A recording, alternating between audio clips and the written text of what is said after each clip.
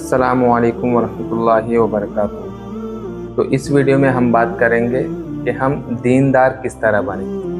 आप यकीन मानिए, मुझे बहुत से लोग मैसेज करते हैं और ये बोलते हैं कि मुझे दीनदार बनना है। कोई मैसेज करता है कि मैं दीनदार किस तरह बनूं, क्या चीज़ करने से मैं दीनदार बन जाऊंगा, अल्लाह ताला के करीब हो जाऊंगा और शरीयत पर पाबंद हो जाऊंगा, मुझे बताइए।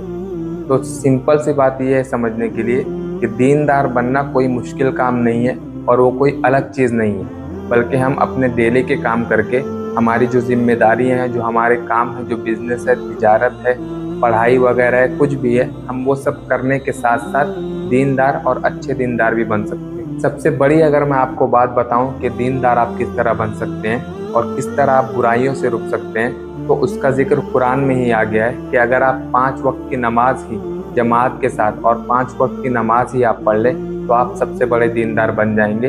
उसके अलावा आपको कोई भी ज़रूरत नहीं। इसीलिए कुरान मजीद में अल्लाह ताला इरशाद फरमाता है, इन्ना सलाता तन्हा अनिल फहशाई वल मुनकर, यानी नमाज तुम्हें फहश यानी बुरी चीज़ों से, वल मुनकर बुरी बुरी बातों से, बुरी बुरी आदतों से, बुरी बुरी खसलतों से रोकती है। तो नमाज तुम्हें बुराइयों से रोकती है। तो इसका मतलब अगर हम इस पर ध्यान दें कि नमाज हमें बुराइयों से रोकती है, तो फिर अगर हम नमाज ही पढ़ लें तो हर बुराई हमारी ख़त्म हो जाएगी। लेकिन यहाँ पर एक सोचने की बात यह है कि अगर आप सोच रहे कि मैं नमाज तो पढ़ रहा हूँ लेकिन मेरे अंदर से बुराई ख़त्म नहीं हो रही, तो इसका मतलब ये है कि हम नमाज अच्छी तरह नहीं पढ़ रहे हैं। हमें और कोशिश करनी चाहिए धीरे धीरे, और हमें ट्राई करना चाहिए कि हम नमाज अच्छी तरह पढ़ने लगे।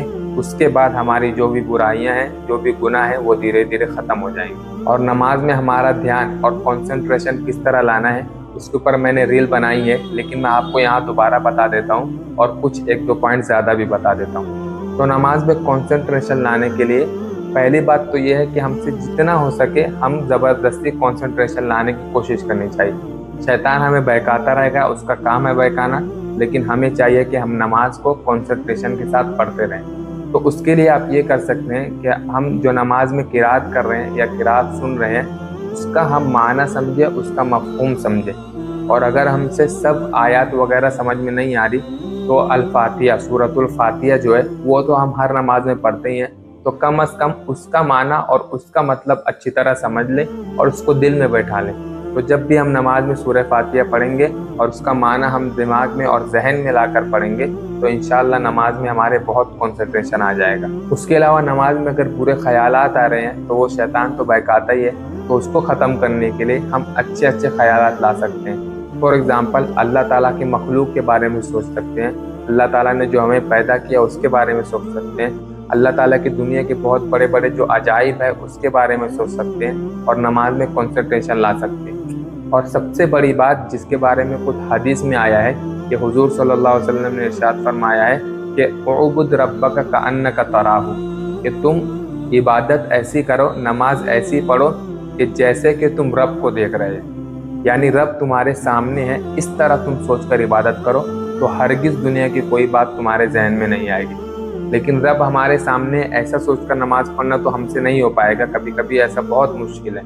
तो इसलिए हुजूर सल्लल्लाहु अलैहि वसल्लम ने आगे इरशाद फरमाया, फ़इन लम तकुन तराहू फ़इन्नहु यराका, यानी अगर तुम रब को नहीं देख सकते हो तो कम से कम ये ज़रूर सोचो कि अल्लाह तुम्हें देख रहा है। तो नमाज में ख़ास तौर पर और आम तौर पर हर जगह तो हमें सोचना ही चाहिए कि अल्लाह हमें देख रहा है, तो हम हर गुनाह से बाज रहेंगे।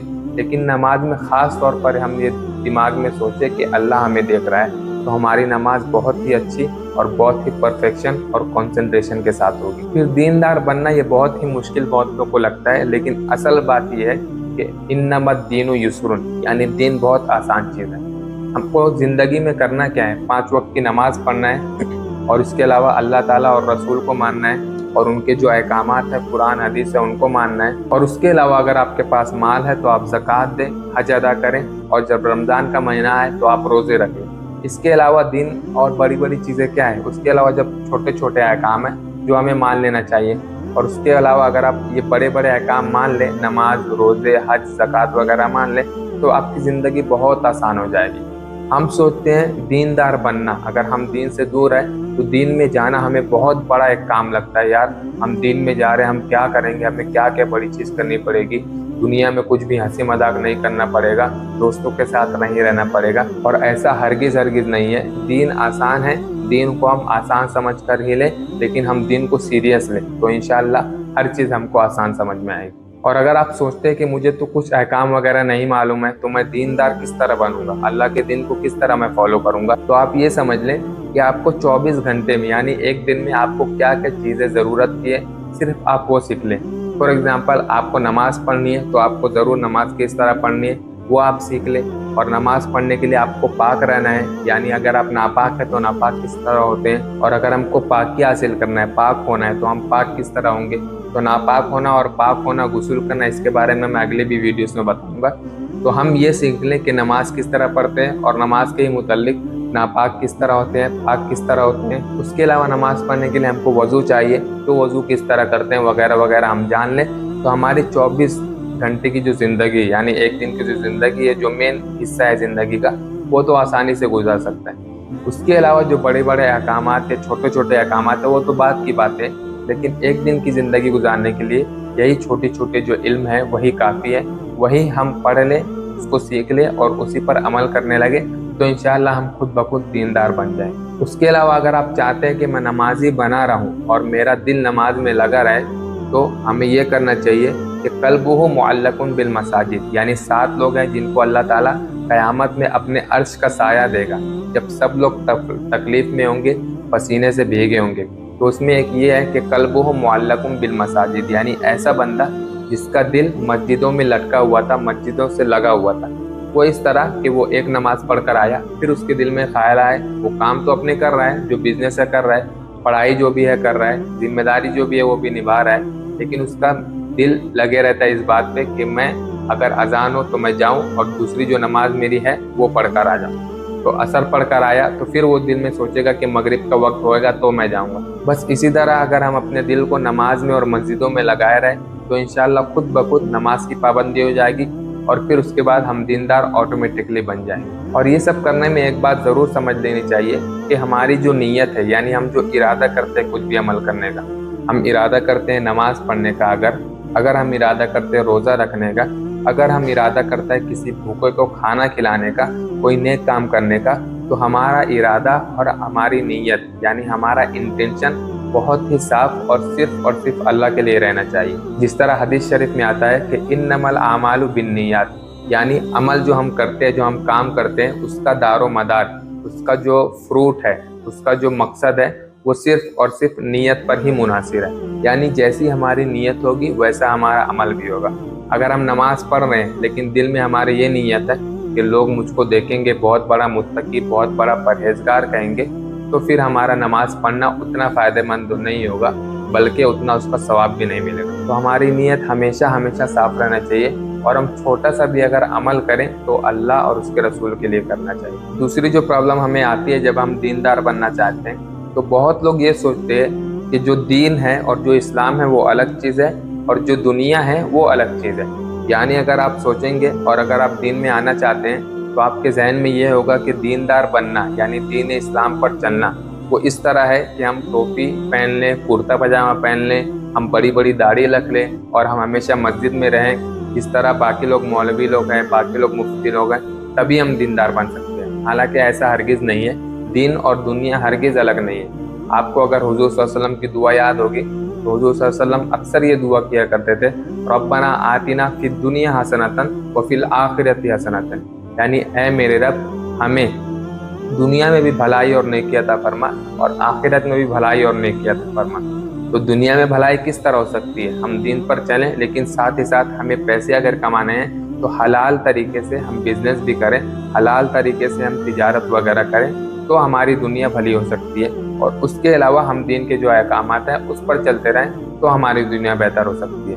तो ऐसा हरगिज़ नहीं है कि दीन अलग चीज़ है और दुनिया अलग चीज़ है। दोनों एक रहकर भी हम अच्छी तरह ज़िंदगी गुजार सकते हैं। और हमें चाहिए कि हम माली तौर पर, फाइनेंशियल तौर पर हम एकदम स्ट्रांग हो, ताकि हम अपने लोगों की मदद कर सकें, हमारे सोसाइटी की मदद कर सकें, और जो परेशान हाल है, जो फ़कीर है, जो गुरबा है, उनकी भी मदद कर सके और सदका कर सके।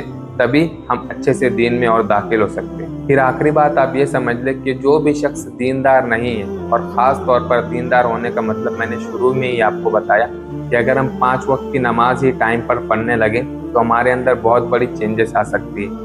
तो अगर आप ये देखें कि अगर जो शख्स दीनदार नहीं है और जो 5 वक्त की नमाज नहीं पढ़ता, तो एक तरफ से उसकी ज़िंदगी बिल्कुल बेकार हो चुकी है। मैं यहाँ पर गैर मुस्लिमों की बात नहीं कर रहा, मैं उन लोगों की बात कर रहा हूँ जो मुसलमान हैं लेकिन नमाज वगैरह हरगिज़ नहीं पढ़ते, और कभी कभी जुमा या ईदैन, ईद उल फित्र या बकरा ईद में जाकर सिर्फ नमाज पढ़ते हैं। अगर आप उनकी ज़िंदगी को ऑब्जर्व करें तो आपको लगेगा कि इनकी ज़िंदगी पूरी तहस नहस हो गई है, पूरी ख़राब हो गई। फॉर एग्ज़ाम्पल, हम अगर फजर में उठें तो हमारा दिन एकदम फ्रेश होगा, हम फ्रेश होकर नमाज पढ़ने, तिलावत कर रहे हैं, और फिर हमारा जो काम है उसमें लग जाएं। ज़ोहर तक हम काम करें, फिर थोड़ा हम सुस्ताने के बाद जाएं, नमाज पढ़ लें, खाना खाएं, फिर उसके बाद जो थोड़े मोड़े लास्ट के काम हैं वो कर लें।